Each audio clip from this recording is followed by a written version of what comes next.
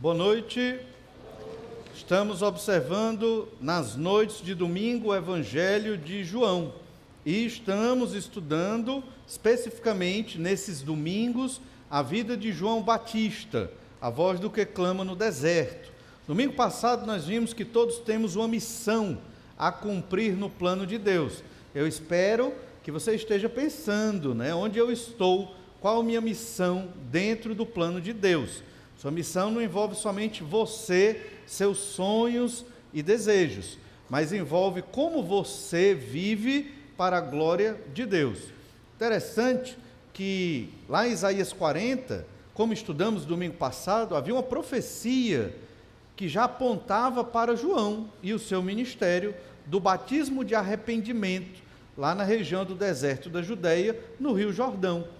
Então, o cortar Israel e a chegada da igreja não foi um acidente de percurso no plano de Deus. Deus sempre planejou assim. A gente não entende tudo, mas o plano do Senhor, que foi determinado desde o Antigo Testamento, ele é confirmado. Obviamente, quando a igreja não estiver mais aqui na terra, Israel volta a testemunhar do Messias, que é o Senhor Jesus Cristo. Mas tudo isso para dizer que João Batista foi uma figura muito importante para a chegada de Jesus, o Messias prometido. E ele entendeu a sua missão ao ler a Bíblia Sagrada dele, que é o Antigo Testamento, e realmente começou a proclamar o arrependimento de pecados e a levar muitos de Israel para voltar a se santificar e obedecer a Deus. Quem deveria ter feito isso na época? Os fariseus, por exemplo. Mas eles precisavam de arrependimento, embora conhecessem a lei. Quem precisava fazer esse tipo de pregação? Os saduceus, os sacerdotes da época. No entanto, eles estavam mais preocupados em arrecadar recurso financeiro vendendo as coisas no templo. Todos eram religiosos, muito religiosos, fariseus, saduceus e outros, mas cada um estava olhando o seu próprio projeto de vida. Deus tem um plano, nós vimos isso domingo passado, todos temos uma missão a cumprir no plano de Deus, assim como João Batista. A missão de João Batista foi muito específica, porque ele era a voz do que clama no deserto. Ele preparou o caminho para a chegada do Senhor Jesus Cristo, o Messias. Mas a nossa missão é diferente da de João, mas não é tão diferente assim. Hoje nós queremos meditar exatamente no fato de que nossa missão é fazer discípulos para Jesus. E você deve, enquanto vamos estudar um pouco mais da vida de João Batista, do verso 29 até o verso 34, você deve estar meditando. Eu faço discípulos para Jesus? Eu estou me capacitando para fazer discípulos para Jesus? Será que eu serei um crente completo se eu não faço discípulos para Jesus? Então, essa missão, ela é comum a todo crente no Senhor Jesus Cristo. Nossa missão é fazer discípulos para o Senhor. Olhe o Evangelho de João, capítulo 1, verso 29. Diz assim: no dia seguinte, viu João a Jesus, que vinha para ele, e disse: eis o Cordeiro de Deus que tira o pecado do mundo. É este a favor de quem eu disse: após mim vem um varão que tem a primazia, porque já existia antes de mim. Eu mesmo não o conhecia, mas a fim de que ele fosse manifestado a Israel, vim por isso batizando com água. E João testemunhou dizendo: vi o Espírito descer do céu como pomba e pousar sobre ele. Eu não o conhecia. Aquele, porém, que me enviou a batizar com água, me disse: aquele sobre quem vires descer e pousar o Espírito, esse é o que batiza com o Espírito Santo. Pois eu de fato vi e tenho testificado que ele é o Filho de Deus. João Batista, então, ele continuou o seu ministério de fazer discípulos. Vamos observar 3 ações no texto que acabamos de ler, que nos ajuda a compreender que a nossa missão é fazer discípulos para Jesus. Você é um crente abençoado se você lê a Bíblia Sagrada. Você é um crente muito abençoado se você tem uma vida de oração. Todo dia você tem um tempo dedicado para conversar com o Senhor e tem aquelas orações que você faz ao longo do dia, às vezes até mesmo de olho aberto, não tem problema, em um transporte, andando, você está lá conversando com o Senhor, certo? Você vem à igreja, adora a Deus, louva ao Senhor, isso também faz parte da nossa vida como servos de Deus. No entanto, fazer discípulos é uma característica do crente, maduro na fé, que está entendendo a sua missão aqui nesta terra. Queremos ver então 3 ações que nos ajudam na nossa missão de fazer discípulos para Jesus. Veja se você está realizando essas 3 ações que observamos na vida de João Batista. Primeira ação, pregue a mensagem. É até óbvio, né? Primeira ação para você fazer um discípulo para Jesus é pregar a mensagem. E a mensagem aqui, João, ele de uma maneira incrível sintetizou, resumiu de modo maravilhoso. Talvez se nós falarmos só o que ele disse, muitas pessoas não vão entender bem hoje, nos dias modernos. É necessário mais elaboração e explicação. Mas João, ele explicou, ele obviamente já estava trabalhando com os seus discípulos. A palavra discípulo quer dizer aluno, né, seguidor. E então, quando ele falou essa expressão, eles entenderam o que João estava querendo dizer. E a expressão é esta: eis o Cordeiro de Deus que tira o pecado do mundo. Ele estava no dia seguinte, passeando, andando com seus discípulos, e então Jesus veio, e ele disse: eis o Cordeiro de Deus que tira o pecado do mundo. E então aqueles discípulos, eles passaram a seguir o Senhor Jesus automaticamente. Automaticamente, isso aconteceu naquele instante. Então, os eventos que nós vimos domingo passado, né, estão antecedendo o que nós estamos vendo agora. A vida de João era muito dinâmica, ele estava sempre pregando o evangelho ali. Interessante que quando você vê essa expressão Cordeiro de Deus, ela está apontando para algo muito significativo no Antigo Testamento, e é o que nós vamos ver. Mas olha o verso 30, é este a favor de quem eu disse, após mim vem um varão que tem a primazia, porque já existia antes de mim. Essa expressão final, já existia antes de mim, aponta para o início do capítulo 1, de que Jesus é o Verbo, que o Verbo sempre existiu, ele estava com Deus, ele era Deus, ele participou da criação de todas as coisas, e tudo existe por causa do Verbo. O Verbo é o Senhor Jesus, que é Deus. Jesus sempre existiu. Então João, ele está falando do Messias, que é Deus, e é o Senhor Jesus Cristo, e ele está apontando para Jesus. Então, perceba que João, ele não faz discípulos para ele. Ele não está tentando montar a sua dissidência ou seita do judaísmo. Ele não quer montar o seu próprio movimento, né, a sua própria denominação. Nem se pensava nessa palavra naquela época, mas não era o propósito dele. O propósito dele era fazer discípulos e enviar para Jesus. É a mesma missão que nós temos hoje. Nós não fazemos discípulos para nós, para nos imitar a nossa semelhança. Nós fazemos discípulos para que eles sejam parecidos com Jesus e sigam o Senhor Jesus Cristo. Então, quando Paulo disse, olha, me imite porque eu imito a Cristo, você pode entender da seguinte forma: me imite naquilo que eu imito a Cristo. No que eu não imito a Cristo, Jesus, você não me imita. É assim que nós fazemos discípulos. E o discípulo é feito para Jesus, não para nós. E assim a obra de Deus vai caminhando de modo saudável, segundo a vontade do Senhor. E então a mensagem, ela é muito bem resumida.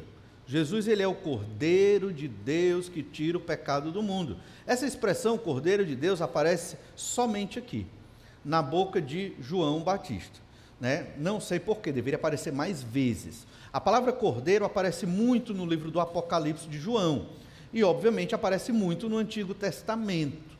Mas o fato é que Jesus é o Cordeiro de Deus. Por que João usou essa expressão? E por que essa frase ficou tão marcada na mente dos seus discípulos? Eles entenderam que era o Messias. Pelo simples fato de que o Antigo Testamento, de modo geral, quase que todo, aponta para o Cordeiro. Mas o Cordeiro dos homens. Sempre houve um Cordeiro a ser sacrificado. Quando você vai para o livro de Levítico, que é bem mais completo sobre os sacrifícios do Antigo Testamento, você não tem só o Cordeiro. Você tem o novilho, você tem o bode, você tem a cabra. Então você tem vários, digamos ali, animais dessa espécie que são sacrificados por vários tipos de pecados diferentes. Às vezes é o sacrifício pelo pecado, é o holocausto, é o sacrifício de ação de graças, o sacrifício pacífico. Então havia uma série de sacrifícios e legislações ali, prescrito no livro de Levítico, para quê? Para satisfazer as exigências de Deus para a adoração no culto. Quando o Cordeiro de Deus, que é Jesus, vem, esses sacrifícios não precisam mais ser realizados. Mas enquanto Jesus não veio, esses sacrifícios tinham que ser realizados. Então, o Antigo Testamento, desde antes da lei de Moisés, no caso, o livro de Levítico, que nós temos ali na Escritura, nos 5 primeiros livros da Bíblia, desde o início, sempre foi necessário sacrificar um animal, sacrifício de sangue. Por quê? Vamos ler alguns versículos em Gênesis, por exemplo, capítulo 3, verso 15. Gênesis 3,15 não fala necessariamente do cordeiro, mas tudo parte daí. Gênesis capítulo 3 é o capítulo que trata do pecado entrando no mundo. Por quê? Porque Adão e Eva desobedeceram a Deus, comeram do fruto da árvore do conhecimento do bem e do mal, e isso fez com que o pecado entrasse na natureza humana. Olha então Gênesis 3,15. Porém, inimizade entre ti e a mulher, entre a tua descendência e o seu descendente. Este te ferirá a cabeça e tu lhe ferirás o calcanhar. E aqui é Deus falando com a serpente, a antiga serpente, Satanás. E o Senhor está dizendo: porém, inimizade entre ti, serpente, e a mulher. A mulher representando aqui toda a humanidade. Aí continue a leitura. Porém, inimizade entre a tua descendência, serpente, e o seu descendente, o descendente da mulher, o descendente da humanidade. Você percebeu que sua descendência aí é uma palavra que tem um sentido plural. Existe uma descendência de Satanás. E observamos também que o seu descendente é uma palavra de sentido singular, indicando um indivíduo. Então, claramente aqui, Deus está dizendo, vai haver uma inimizade entre os descendentes de Satanás, que são todos os seres humanos que não querem saber de Deus, todos os seres humanos que escolheram viver nos seus pecados. O próprio João, ao escrever 1 João, lá no capítulo 3, fala dos filhos de Deus e dos filhos do diabo. Então, os filhos do diabo são a descendência da serpente, são aqueles que não querem crer em Deus, no seu Filho, no Espírito Santo e na palavra de Deus. E o descendente, ele nasce de uma mulher. Vai ser um homem, obviamente, muito claro isso, que vai nascer de uma mulher. Continua no verso 15. Este descendente te ferirá a cabeça. Deus está falando com a serpente, Satanás. Então, este homem vai ferir a tua cabeça e tu lhe ferirás o calcanhar. Então, que homem é esse que pode ferir a cabeça de Satanás com um golpe mortal, digamos assim? Você esmagar a cabeça da serpente, você matou a serpente. Quem é esse homem que pode fazer isso? Não é um homem comum. Então, todo mundo que lia esse texto na época de Adão e Eva e posteriormente, entendia que este descendente era um homem, mas ele não era comum. ele era Deus também, porque só Deus teria o poder para esmagar Satanás, né, com um golpe mortal. Não, um homem comum não poderia fazer isso. Então, a partir desse versículo, já houve uma esperança de salvação. Esse versículo apresenta que vem um homem, Deus, destruir o promotor do pecado no mundo. Certamente, esse é o Salvador. E essa mensagem foi desenvolvida. Esse versículo é o primeiro lampejo da esperança de salvação do homem pecador. A gente chama esse versículo aqui, de uma maneira mais técnica, de proto-evangelho. É como se fosse o primeiro elemento do evangelho que é apresentado na Bíblia. Logo depois que homem e mulher caem no pecado, há a esperança de um Salvador. Eu escolhi alguns versículos para a gente entender porque João falou aquela expressão, o Cordeiro de Deus. Eis o Cordeiro de Deus que tira o pecado do mundo. Gênesis 8:20, olha o que diz aí na sua Bíblia. Gênesis 8:20, levantou Noé um altar ao Senhor, e tomando de animais limpos e de aves limpas, ofereceu holocausto sobre o altar. Então, o altar que Noé levantou, que em ação de graças, porque sobreviveram ao dilúvio, era uma mesa de pedra, rústica. Ele pegava várias pedras, fazia uma mesa. Em cima dessa mesa de pedra, ele pegava um animal, provavelmente um cordeiro ou similar, e ele sacrificava ao Senhor. Lembre-se, não existia tabernáculo, não existia lei de Moisés, não existia sacerdócio levítico, não existia nada, o mundo acabou de ser inundado e secou tudo, ficou Noé e sua família ali, sua esposa, seus filhos e suas noras, certo?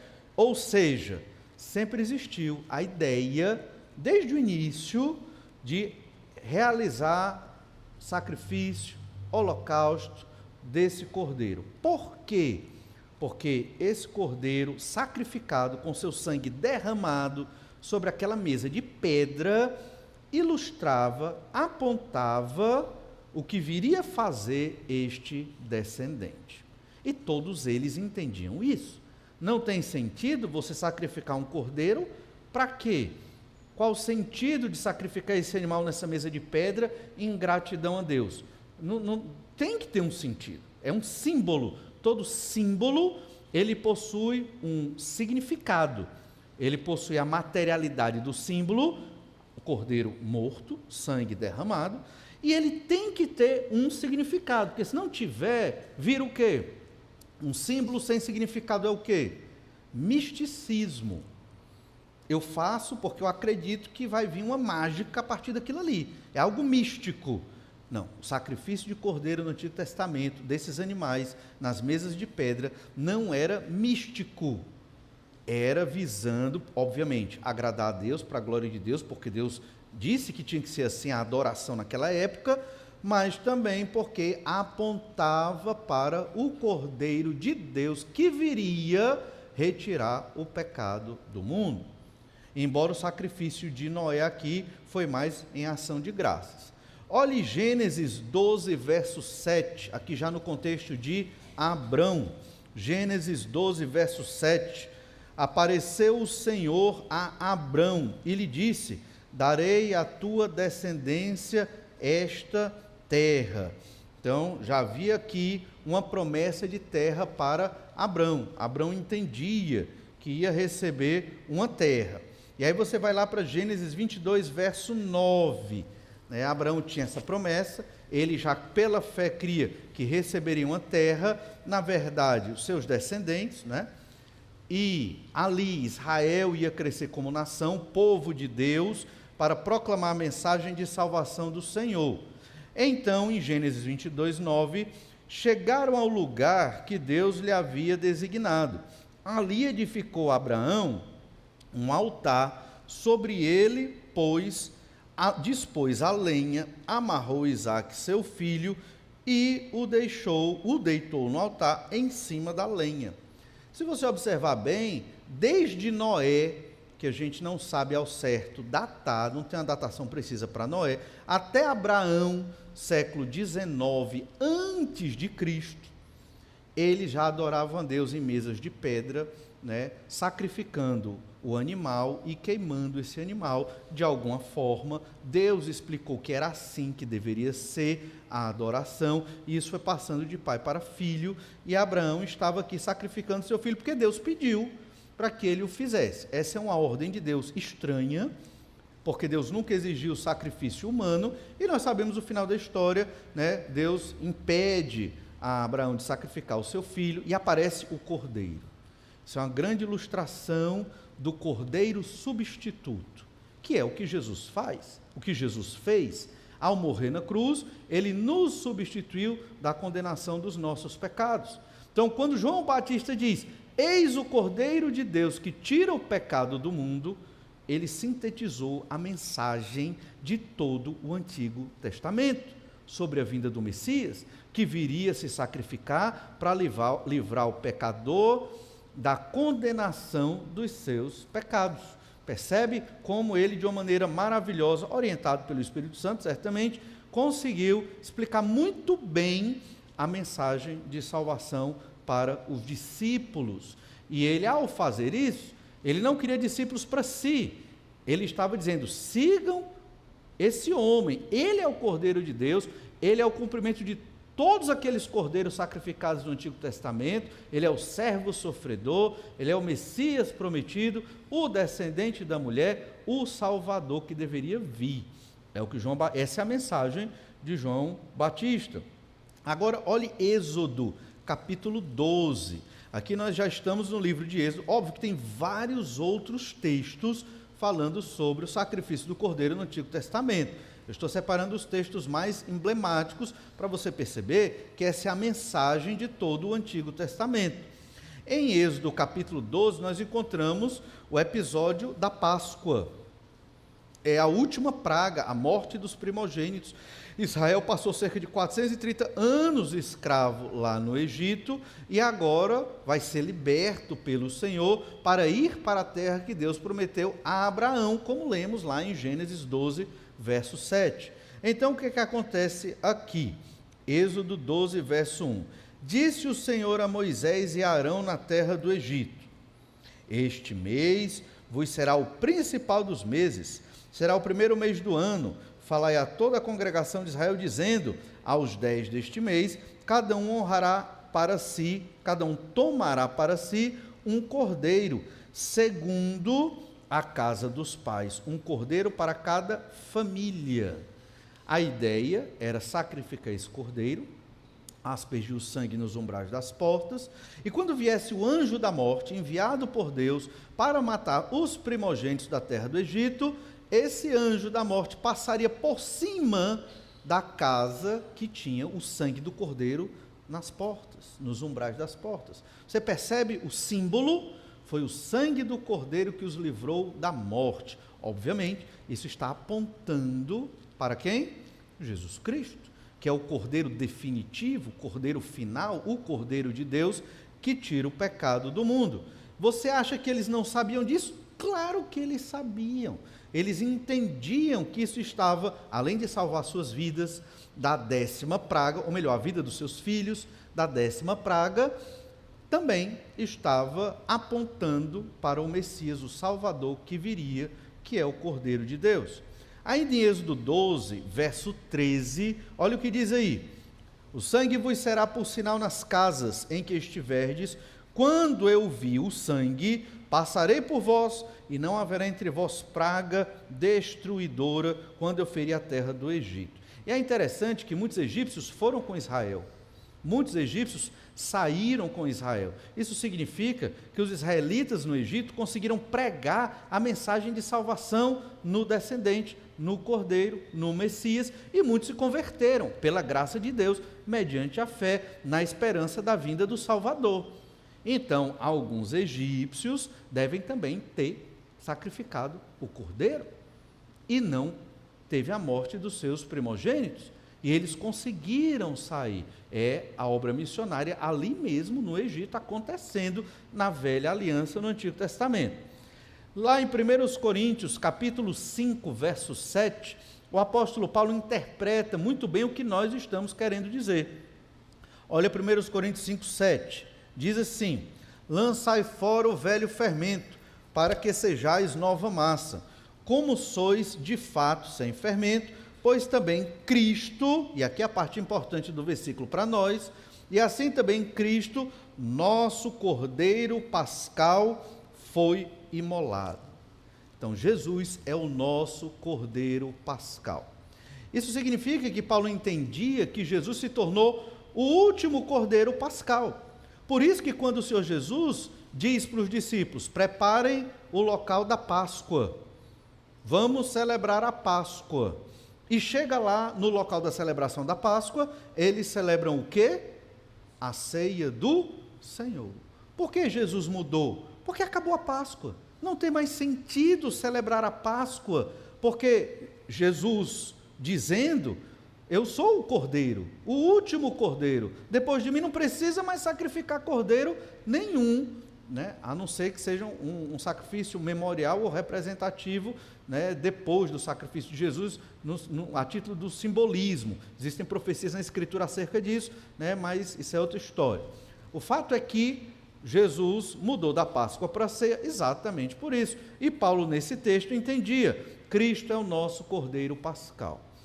A grande novidade da nova aliança, redundantemente falando, a grande bênção, né, de João Batista ser o maior dos nascidos de mulher, é porque ele viu o cumprimento das profecias do Antigo Testamento. O Cordeiro de Deus chegou, não precisa mais sacrificar o Cordeiro. Por isso, quando Jesus é pregado na cruz, o véu do templo se rasga, não tem mais santíssimo lugar. Por quê? Porque agora todo que crê em Jesus tem acesso direto ao trono da graça de Deus. Não existe mais o sacerdote levítico para ministrar, porque todo crente em Cristo Jesus é um sacerdote. Então, todos aqueles, depois de Jesus Cristo, do Senhor Jesus Cristo, ter morrido na cruz, ressuscitado ao terceiro dia e ter subido ao céu, todos os crentes depois tiveram a graça imensurável de participar da nova aliança. E é o que nós fazemos hoje. Somos extremamente abençoados. Não precisamos de um templo, não vamos dizer que esse prédio é um templo, esse prédio é um prédio. O templo é cada crente em Jesus. Deus mesmo habita em nós, o Espírito Santo de Deus. Somos templo, somos sacerdotes, né? Nós temos tudo o que é necessário para ter uma vida maravilhosa nesta terra, apesar de sermos ainda pecadores. E se não temos uma vida mais abençoada, irmãos, a culpa não é de Deus, certamente é nossa, porque estamos errando em alguma coisa e precisamos realmente nos arrepender dos nossos pecados. Percebe então que todos esses versículos e vários outros lá do texto de Levítico apontam para essa mensagem. Existem muitos textos na Bíblia que falam do Messias, o servo sofredor, vários textos. A gente apresentou até o de Deuteronômio 18, que fala do profeta semelhante a Moisés, que é outro texto messiânico. Tem salmos messiânicos, as genealogias apontam para Jesus. Então, são muitas as mensagens no Antigo Testamento falando de Jesus. Mas esta que João Batista escolheu, ela é excelente, porque esses cordeiros, principalmente depois da lei de Moisés, com o livro de Levítico, a construção do tabernáculo e posteriormente do templo, irmãos, o culto era muito diferente do que é hoje. O culto levítico, ele começava pela manhã com uma série de sacrifícios e antes das 18 horas, uma série de sacrifícios. Havia um turno de sacerdotes se revezando, porque era muito trabalho para poder oferecer todos aqueles sacrifícios, queimar, cortar a parte queimada, a parte do sacerdote, era uma série de estipulações, era muito trabalho, muito sangue derramado. Então era um negócio assim bem difícil de ver. Naquela época talvez a turma tinha mais estômago, mas para nós da modernidade seria muito estranho e muito difícil. E havia fila de pessoas para sacrificar todo o tempo, todo instante, porque todos pecavam e o povo era grande e ia levando esses cordeiros. Ora era cordeiro, ora era novilho, ora era ovelha, ora era bode, cabra, tinha sacrifício para tudo. E quem não tinha condição de ter esses animais, tinham as aves, 2 aves você sacrificava, e quem não tinha condição de ter essas aves, tinha flor de farinha, que era um tipo de vegetal, que também oferecia em sacrifício ao Senhor, certo? Mas não pense que esses cordeiros do Antigo Testamento, eles expiavam o pecado. Isso não acontecia. Às vezes as pessoas confundem essa ideia. O cordeiro que era sacrificado, ele tinha um valor simbólico. Ele não tinha um valor místico. Ao sacrificar o cordeiro, o meu pecado é perdoado. Não. Meu pecado, sempre, se eu sou um crente da velha aliança, ele seria perdoado em Cristo Jesus, no Messias. Eu não sabia que o nome do Messias era Jesus, na velha aliança, mas eu sabia que ele viria e o perdão dos meus pecados estava sobre ele, numa fé que apontava para o futuro, que a nossa fé, ela aponta para o passado, o fato de Jesus já ter vindo morrer na cruz, e também aponta para o futuro, porque Jesus, ele vai voltar. Um dos textos que explica isso muito bem, está lá em Hebreus capítulo 10, falar sobre o Cordeiro de Deus, é necessário também falar sobre esse aspecto de que os cordeiros dos homens não retiravam pecados, eles eram somente simbólicos. Olha o que diz Hebreus 10, verso 1.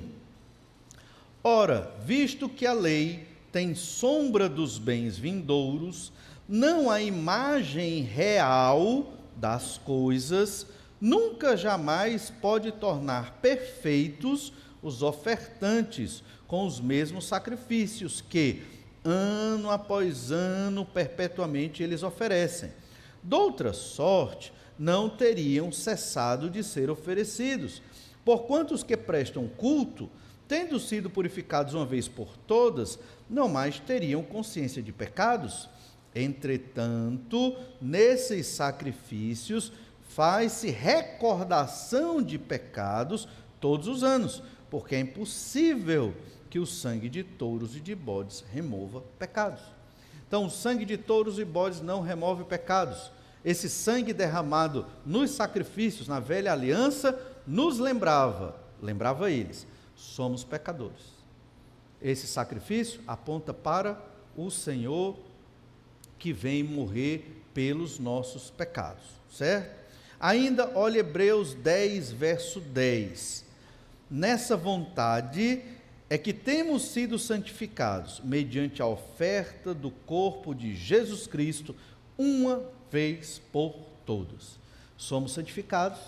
A palavra santificado aqui é utilizada no sentido de salvos, fomos declarados santos, consequentemente salvos, porque Jesus, ao ofertar o seu corpo, ele fez uma oferta de uma vez por todas. Não precisa mais sacrificar o cordeiro. E aqui cabe uma explicação sobre o que é a missa. O que é a missa romana? É muito importante entender isso. A missa romana, isso está nos catecismos, né, do catolicismo romano.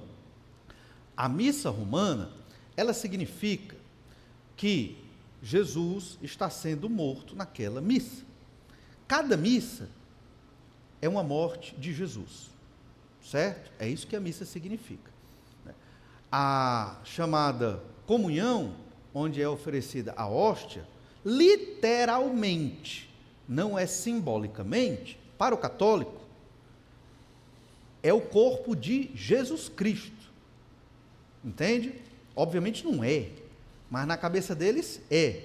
E Jesus ali, ele está sendo morto de novo. Terminou a missa. Aí vai ter a missa das 10 da manhã, eu nem sei. Vamos matar Jesus de novo. Aí vai ter a missa das 12 horas. Jesus é morto de novo. E toda a missa, literalmente, Jesus Cristo é morto. E por que isso está errado? Porque a Bíblia diz que Jesus ofereceu o seu corpo uma vez por todas, na cruz do Calvário. E que não precisa Jesus ser morto toda missa, todo culto católico romano. Percebe?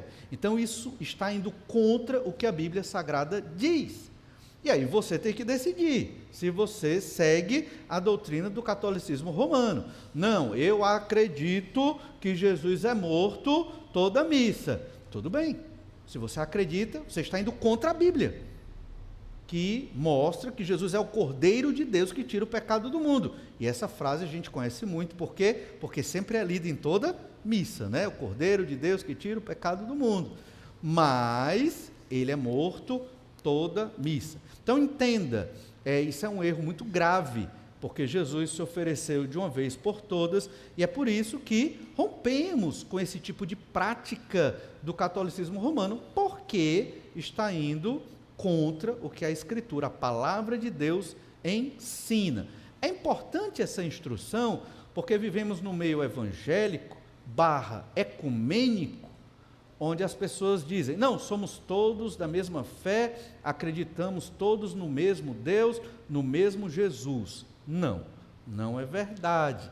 Óbvio que nós temos que amar as pessoas e falar do evangelho verdadeiro, mas um Jesus que é morto toda missa não é o mesmo Jesus que se apresenta na Bíblia Sagrada. Por isso, não cremos nessa forma de adorar a Deus, como é dito na missa.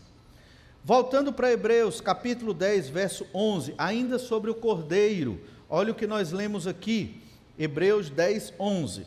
Ora, todo sacerdote se apresenta dia após dia a exercer o serviço sagrado e a oferecer muitas vezes os mesmos sacrifícios, que nunca jamais podem remover pecados. Ele está descrevendo o sacerdócio levítico, e ele está mostrando como o sacerdócio de Jesus e o sacrifício de Jesus é superior aos cordeiros sacrificados pelos sacerdotes levitas. Olha o verso 12. Jesus, porém, tendo oferecido para sempre um único sacrifício pelos pecados, assentou-se à destra de Deus, aguardando daí em diante, até que os seus inimigos sejam postos por estrado dos seus pés. Isso vai acontecer quando Jesus retornar, na sua segunda vinda. E então vem o verso 14, porque com a única oferta aperfeiçoou para sempre quantos estão sendo santificados. A única oferta de Jesus foi na cruz do Calvário e ele nos aperfeiçoou uma vez para sempre. Então, todo aquele que crê no Senhor Jesus Cristo, arrependido dos seus pecados, ele é santificado, ele é declarado santo, ele é salvo pelo sangue de Jesus, que morreu na cruz, naquele dia, no passado, na história humana, e esse sacrifício é suficiente para salvar qualquer pecador que esteja arrependido dos seus pecados. Basta o quê? Basta você orar e pedir a Jesus para lhe salvar. Você pode fazer isso em qualquer momento, em qualquer local, honestamente, confesse seus pecados ao seu arrependido e peça para Jesus lhe salvar da condenação do inferno. E o sacrifício de Jesus é suficiente para isso, e a partir daí você nasce de novo, você recebe uma nova natureza, um novo coração para viver para a glória do Senhor, nosso Deus. O Cordeiro de Deus é o Senhor Jesus Cristo e ele tirou o pecado do mundo. Essa expressão, tirou o pecado do mundo, ela sintetiza todas as vezes que nós observamos o Cordeiro no livro do Apocalipse de João. Por quê? Porque ali Jesus, em vários momentos, é chamado de Cordeiro. Só que é no livro do Apocalipse que o Senhor Jesus, ele não vem manso e humilde de coração. No livro do Apocalipse, Jesus vem para julgar os pecadores que não estão arrependidos dos seus pecados. Isso ainda vai acontecer um dia. Nós hoje temos a oportunidade de pregar o Evangelho, de fazer discípulos para Jesus. Hoje é a oportunidade tranquila de você que ainda não creu em Jesus, se arrepender dos seus pecados e suplicar para Jesus lhe salvar nesta oração que você pode fazer e deve fazer. Hoje é o momento, é o dia propício para a salvação. Quando Jesus estiver enviando os seus juízos sobre a terra, isso vai acontecer um dia no futuro, e quando Jesus voltar para vencer as hostes da besta, para destruir ali a grande Babilônia, são símbolos do que ainda vai vir no futuro, está tudo aqui profetizado no livro do Apocalipse. Então vai ser muita morte, muito sofrimento, porque Jesus vem para julgar os pecadores impenitentes ali.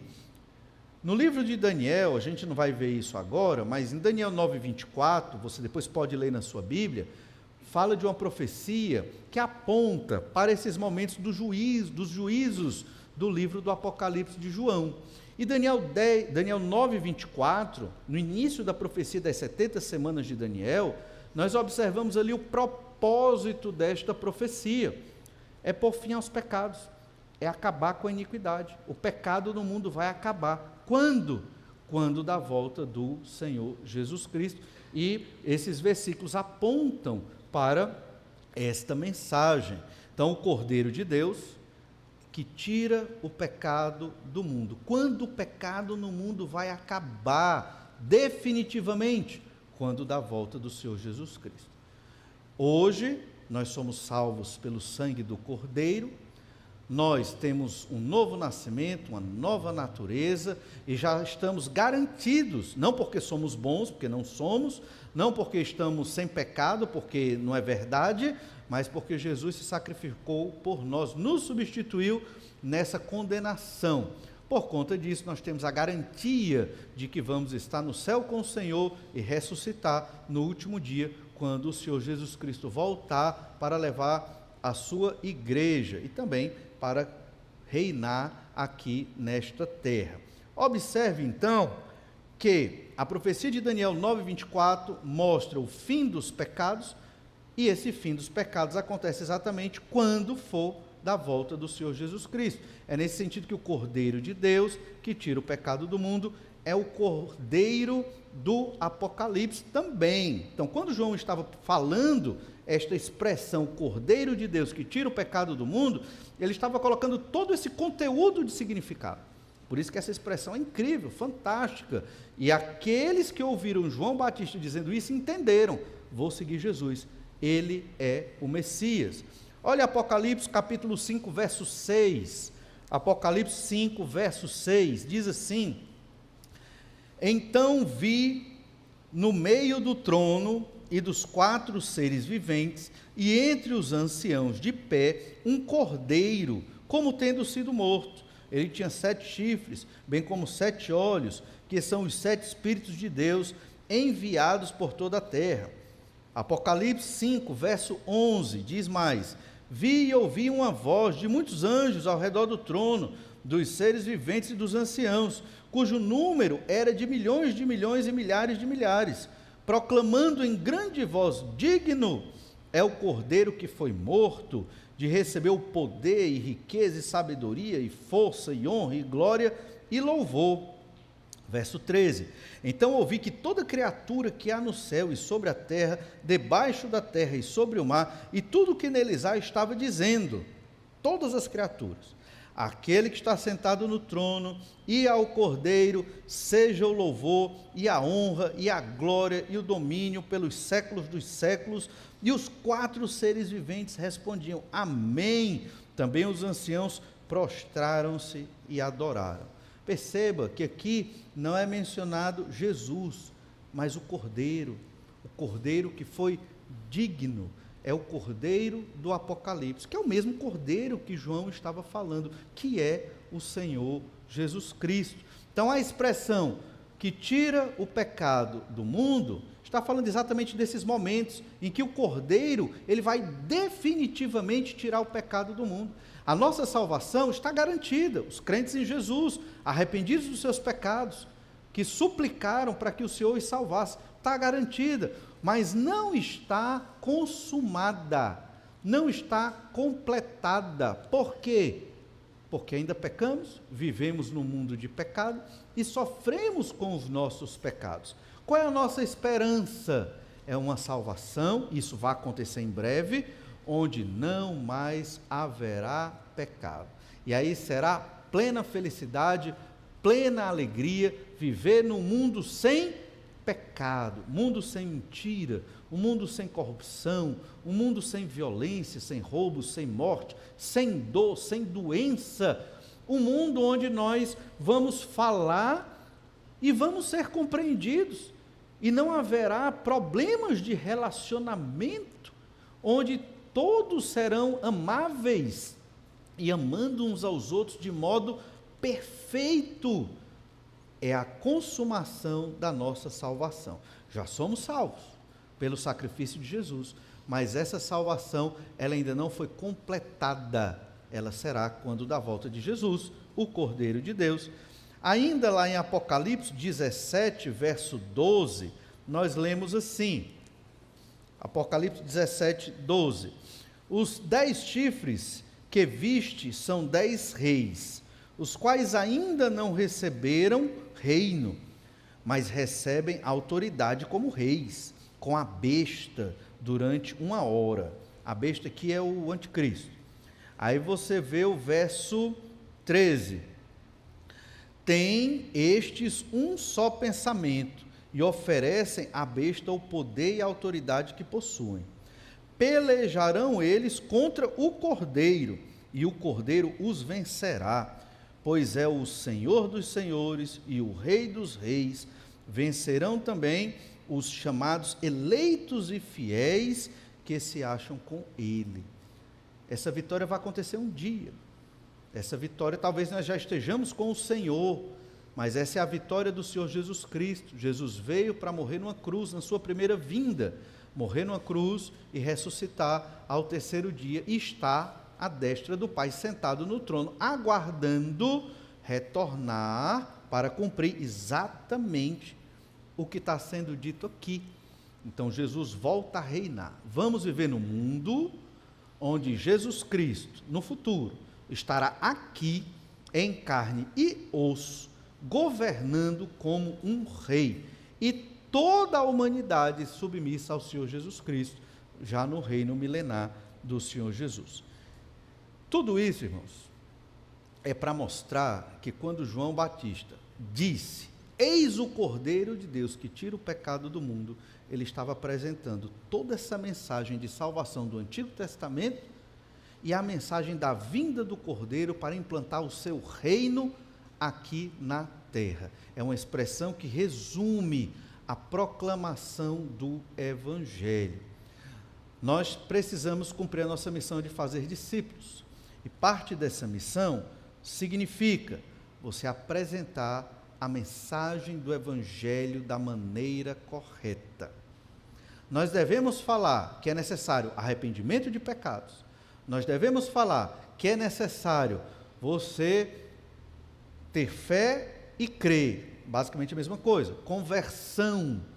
Nós temos que pregar essa verdade, e nós temos que dizer que Jesus morreu na cruz para nos livrar de tão grande condenação. Tudo isso está na pregação do Evangelho, mas essa é a primeira parte, é só a parte inicial da pregação, não é só isso. Você depois tem que formar o discípulo. Como é que você forma o discípulo? Você tem que explicar os ensinos fundamentais da Bíblia Sagrada, porque senão esse novo convertido, ele vai aprender muitas coisas esquisitas e erradas aí afora e, consequentemente, vai tomar decisões até destrutivas para a sua própria vida. Então, cada crente em Jesus deve cumprir a sua missão, e essa missão é a de fazer discípulos. Isso começa como? Pregando a mensagem. Por isso, todo crente tem que estudar a Bíblia, tem que conhecer bem da palavra de Deus, para poder fazer discípulos cada vez mais parecidos com o Senhor Jesus Cristo. Nós sempre estamos estudando a Bíblia. Pastores, missionários, todos os irmãos da igreja, seminaristas, obviamente, nunca param de estudar a Bíblia. Por quê? Porque sempre tem, obviamente, o que aprender para melhorar o nosso ensino sobre o Senhor Jesus Cristo. Volta então para João capítulo 1, verso 31, João 1, 31, onde nós lemos assim: eu mesmo não o conhecia, mas a fim de que ele fosse manifestado a Israel, vim por isso batizando com água. Quando João disse que não conhecia Jesus, significa que João não o conhecia como o Messias, mas ele já o conhecia. Como é que a gente sabe disso? Porque lá em Lucas, nós temos o relato de que Maria e Isabel eram parentas, né? Então elas eram próximas, e uma foi lá visitar a outra. Então elas tinham conhecimento. Certamente, seus filhos nasceram próximo e eles tiveram alguma convivência. Então eles se conheciam. Mas João Batista não conhecia Jesus como o Messias. Jesus se revela efetivamente como Deus e Salvador, exatamente aqui no momento do seu batismo. Então, o batismo de Jesus, não é que ele se tornou Deus com o batismo, não, a gente já falou sobre isso, mas a ideia é que o Senhor Jesus Cristo, ele se apresenta publicamente para todo Israel: eu sou Deus, eu sou o Salvador prometido, o Cordeiro de Deus que tira o pecado do mundo. Lá em João, capítulo 1, olha o que diz ainda o verso 32. Antes de ler o 32, é importante dizer que o batismo nas águas que João realizava era exatamente para preparar o caminho de Jesus. A gente já falou muito sobre isso. Olha então João 1, verso 32. João 1, 32. E João testemunhou dizendo: vi o Espírito descer do céu como pomba e pousar sobre ele. Eu não o conhecia, repete de novo, né? Não o conhecia. Aquele, porém, que me enviou a batizar com água, me disse: aquele sobre quem vires descer e pousar o Espírito, esse é o que batiza com o Espírito Santo. Pois eu, de fato, vi e tenho testificado que ele é o Filho de Deus. Se você prestar atenção nesse relato de João, ele não narra, o autor, João, o autor do Evangelho, ele não narra o batismo em si. Ele apresenta João Batista relatando que batizou Jesus no passado. Então, o batismo de Jesus já aconteceu no momento desse verso 32 a 34. João é um dos evangelhos que não narra o ato do batismo de Jesus, na hora, acontecendo. Ele relata o que aconteceu, né? O autor do evangelho falando exatamente do batismo de Jesus. Mas ele descreve os elementos do batismo, o Espírito Santo descendo em forma de pomba. Por que o Espírito Santo desceu em forma de pomba? Não sabemos. Não tem nada claro que fale exatamente sobre isso na Bíblia. No entanto, existem tradições judaicas e escritos de rabinos tentando explicar que a pomba era um tipo de símbolo do Espírito Santo, mas nada consistente. O fato é que João batizou Jesus e ele viu o Espírito descer em forma de pomba e a voz de Deus dizendo: este é o meu filho amado em quem me comprazo. Se você prestou atenção nos nossos estudos aqui do Evangelho de João, sobre João Batista, você deve estar lembrando que multidões iam ser batizadas por João. Então, quando Jesus estava sendo batizado no Rio Jordão, essas multidões presenciaram esse fato. Então, isso foi algo marcante que deu um impulso para o início do ministério messiânico do Senhor Jesus como o Salvador. Os outros evangelhos, que a gente chama de sinóticos, porque eles são idênticos, né? Mateus, Marcos e Lucas, eles relatam no ato do batismo de Jesus. Então vamos ler Mateus 3, verso 13, para só comparar aqui com João, capítulo 1, verso 32. E diz assim, Mateus 3, 13. Por esse tempo, dirigiu-se Jesus da Galileia para o Jordão, a fim de que João o batizasse. Ele, porém, o dissuadia, dizendo: eu é que preciso ser batizado por ti, e tu vens a mim? Porque, na verdade, o superior batiza o inferior, era mais ou menos assim. O mestre batizava o discípulo, né? Era assim que acontecia naquela época. E João entendia que Jesus era o Messias. Verso 15, mas Jesus lhe respondeu: deixa por enquanto, porque assim nos convém cumprir toda a justiça. Jesus disse, é como se Jesus estivesse dizendo: é verdade, eu que tenho que batizar você mesmo, mas deixa por enquanto, a gente vai cumprir o protocolo. É mais ou menos isso, né? Vamos cumprir o que é para ser, para que as pessoas entendam o seu ministério, o meu ministério, e a partir daqui eu inicio como o Messias. E assim foi o que aconteceu. E então ele o admitiu. Verso 16: batizado, Jesus saiu logo da água, e eis que se lhe abriram os céus, e viu o Espírito de Deus descendo como pomba, vindo sobre ele, e eis uma voz dos céus que dizia: este é o meu Filho amado, em quem me comprazo. Essa voz se repete lá em Mateus 17, na transfiguração de Jesus, diante dos apóstolos ali. Mas é importante compreender que o batismo de Jesus já era Deus, óbvio, o Espírito Santo vem, mas numa perspectiva simbólica, o Espírito Santo estava agindo em Jesus no seu ministério. Por quê? Se Jesus era Deus?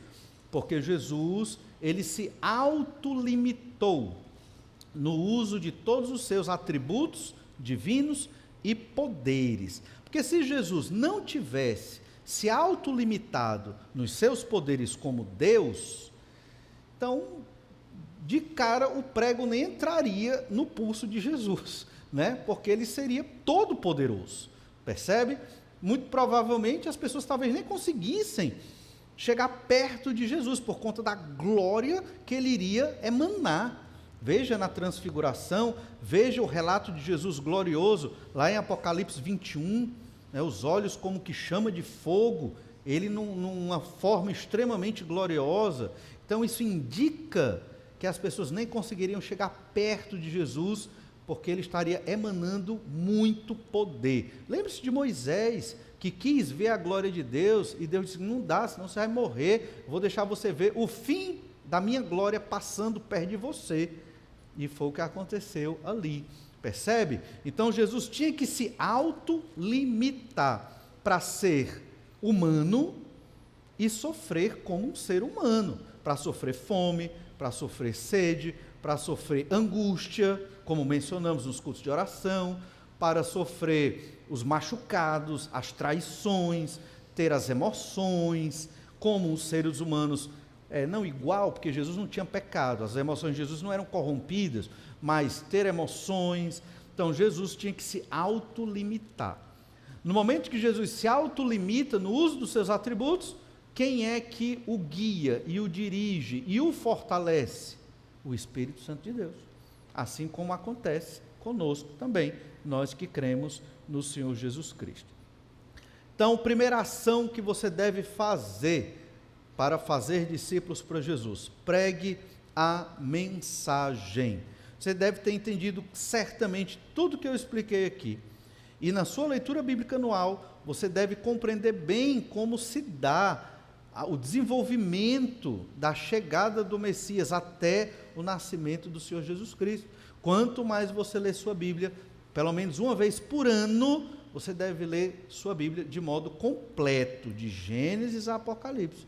E aí você vai cada vez mais compreender essa mensagem que é todo conectada. Irmãos, isso vai fortalecer a sua fé. Você não vai viver de versículo em versículo, de salmo em salmo, como se o salmo fosse um mantra, como se o salmo fosse para dar sorte. Não, você vai entender a mensagem coesa, conectada dos livros do Antigo com os livros do Novo. Você vai dizer: que incrível, tudo isso se cumpriu. E você vai ficar maravilhado com a palavra de Deus. Você vai aumentar a sua fé, você vai aumentar a sua capacidade de obedecer a Deus, porque você vai perceber que quem obedece é abençoado. Então você vai sair de uma religião fria e talvez até hipócrita e legalista, e você vai passar para uma fé em Jesus, em Deus, uma fé consistente e firme. Aí quando você perceber: um irmão fraquejou, um irmão se perdeu, houve um escândalo ali, aí você já sabe que as epístolas tratam dessas coisas. Você sabe que Jesus, o Filho de Deus, escolheu dos 12 apóstolos um traidor, né? Quer dizer, Jesus passou a noite orando antes de escolher, percebe? Jesus errou? Não, mas foi do querer de Deus que fosse assim, entende? Então nós temos que compreender, à luz das Escrituras, como nós vamos viver. Quanto mais você botar isso na sua cabeça e no seu coração, de que a Bíblia Sagrada tem todas as respostas, não tenha dúvida, você vai glorificar a Deus e vai ser muito mais feliz. Agora, você tem que seguir, obviamente, obedecer o que a palavra do Senhor diz. Primeira ação, pregue a mensagem. Segunda ação, nós vamos apenas começar um pouquinho hoje. E a segunda ação é óbvia: faça discípulos. Os discípulos de João, ele os fez para Jesus. Então, quando você estiver fazendo o discipulado, quando você estiver ensinando a Bíblia para alguém, lembre-se, não é para você dizer o que você acha ou o que você pensa, é para você refletir o que a Bíblia diz. Isso é muito importante, porque cada um de nós vai ter o seu gosto, o seu jeito, a sua maneira, que necessariamente não é pecado, e nós podemos passar para as pessoas algo que é da nossa cabeça, não algo que está na Bíblia. Por isso devemos conhecer bem a mensagem para fazer discípulos. Faça discípulos, essa é a sua missão. Olha João capítulo 1, verso 35. No dia seguinte, estava João outra vez na companhia de 2 dos seus discípulos, e vendo Jesus passar, disse: Eis o Cordeiro de Deus. Os 2 discípulos, ouvindo-o dizer isto, seguiram Jesus. Percebe? Isso já foi no dia seguinte. Então parece que a cada dia João estava muito empenhado em fazer discípulos. Óbvio que João aqui vivia para isso. João era um profeta itinerante que estava ali batizando no Rio Jordão. Era o ministério dele, era a vida dele. Mas nós podemos fazer discípulo no nosso trabalho, nós podemos fazer discípulo na universidade, nós podemos fazer discípulos dentro do nosso lar. Os pais devem fazer com que seus filhos sejam discípulos de Jesus, e assim por diante.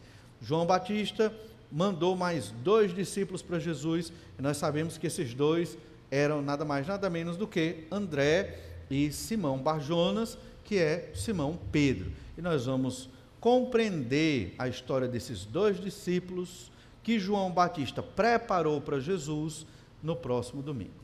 Que Deus nos ajude, nos abençoe a cumprir a nossa missão, pregando a mensagem e fazendo discípulos. Vamos orar, pedir as bênçãos do Senhor. Te louvamos, ó Pai amado, porque o Senhor é um Deus maravilhoso, todo-poderoso e que cuida de nós. Obrigado, Senhor, por nos tirar das trevas do pecado, das quais éramos escravos, e nos transportar para o reino do Filho do Teu amor. E agora, ó Deus, mediante tão grande salvação, suplicamos que o Senhor nos dê força para fazermos discípulos para Ti, Pai amado. Capacita-nos, Senhor Deus, que o Senhor nos dê o entendimento para compreender a Tua palavra, a força, o desejo de continuar estudando, até o último dia das nossas vidas, a Tua palavra, para estarmos habilitados e capacitados, todos nós aqui crentes em Jesus, para pregar a mensagem do Cordeiro de Deus que tira o pecado do mundo. E assim, Senhor Deus, certamente conseguiremos fazer discípulos para o Senhor. Nos ajuda, nos abençoa e fortalece, é o que nós te pedimos, ó Pai, e oramos no nome do Senhor Jesus. Amém. Deus lhe abençoe, lhe dê uma boa semana. Vamos orar mais um pouco, tem um tempo de oração silencioso agora, você pode conversar mais com o Senhor, seu Deus. Deus te abençoe e até breve.